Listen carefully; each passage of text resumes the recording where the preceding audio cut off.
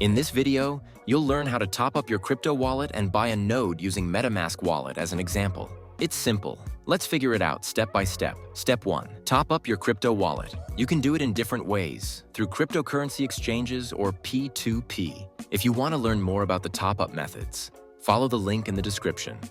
And if you don't have a wallet yet, no problem. Check the link in the description. Step 2. Buying a node via the web version. Once your wallet is replenished, you can start buying a node. Copy and paste the address.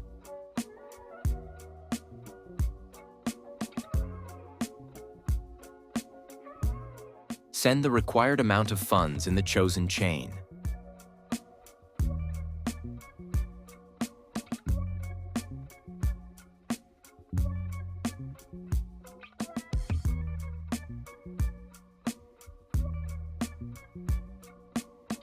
Confirm the transaction.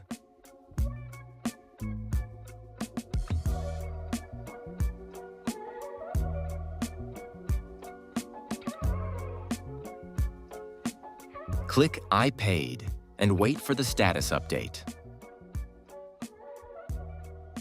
Congrats, you have purchased a Datakeeper node.